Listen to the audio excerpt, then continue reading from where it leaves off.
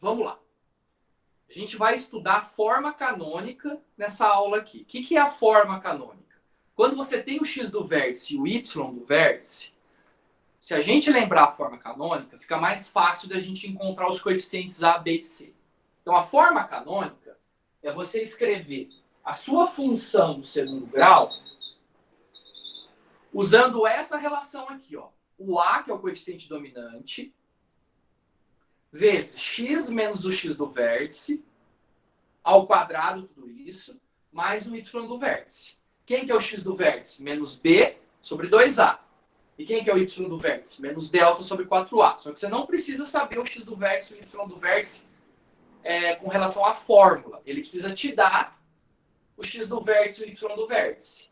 Vamos imaginar que o exercício te deu o vértice 1 e menos 4.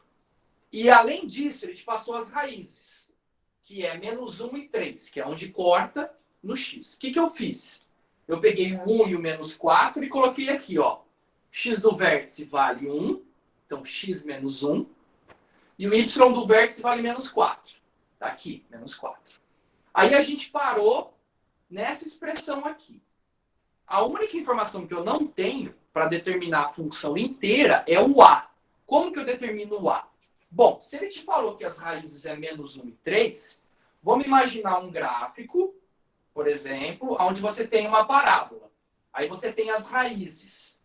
Essas raízes significam que a sua imagem é zero. O seu y é zero. Então, esse é meu y aqui, o f de 3.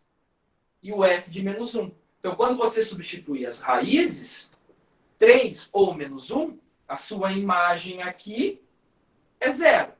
Então, o que eu fiz? Eu escolhi a raiz igual a 3, coloquei aqui x igual a 3, a minha f de x, que é o y, tem que dar zero. Aí, eu fiz o quê? Passei o 4 para o outro lado, ficou positivo, e 2 ao quadrado é 4. Aí, 4 dividido por 4 é 1. Descobri que meu a vale 1. Aí, se meu a vale 1, ó, e eu colocar aqui, 1 multiplicando não serve para nada. Aí eu desenvolvi o quadrado da diferença. Quadrado do primeiro, menos 2 vezes o primeiro pelo segundo, mais o quadrado do segundo. E não esquece do menos 4 que está aqui fora. Aí eu juntei.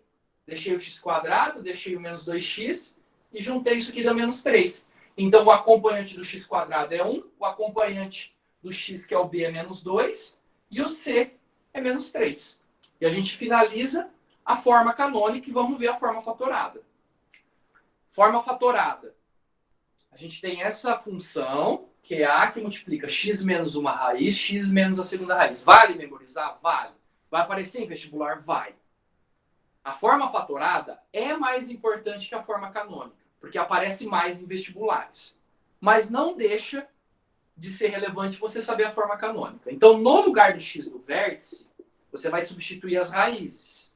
Então, f de x é igual a vezes x menos uma raiz. Então, aqui vai dar x mais 1, que é menos menos 1. E aqui vai dar x menos 3. Ah lá. Assim como na forma canônica, o único coeficiente que eu não tenho é o a. Aí você vai precisar de um ponto na parábola para descobrir esse a. Qual é o ponto que você tem? O vértice. Então, substitui o x por 1 e o y por menos 4.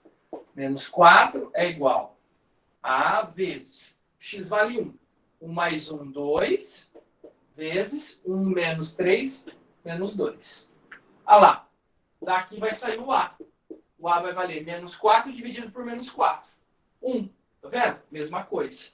E agora, metralha, como que eu calculo o b e o c? Bom, se o a é 1, você tem essa função aqui, ó. f de x igual a x mais 1 vezes x menos 3. Ué, desenvolve. Distribui aqui, x quadrado. Distribui esse junto com esse. Você vai ter menos 2x. Depois esse com esse menos 3. Tá vendo que deu a mesma coisa? Deu a mesma coisa. O seu livro te dá essa solução aqui para você calcular. Eu te ofereci a forma canônica. Ambas está certa. De novo, quando que você usa a forma canônica? Eu tenho um vértice e tenho qualquer ponto na parábola, que não precisa ser as raízes. Quando que eu uso a forma fatorada? Eu tenho as raízes e uso qualquer ponto que não seja o vértice. Nesse caso, eu consigo usar as duas, porque eu tenho o vértice, que é um ponto qualquer, e as raízes, que pode ser um ponto qualquer na hora da gente substituir. Entendeu o exercício, turma?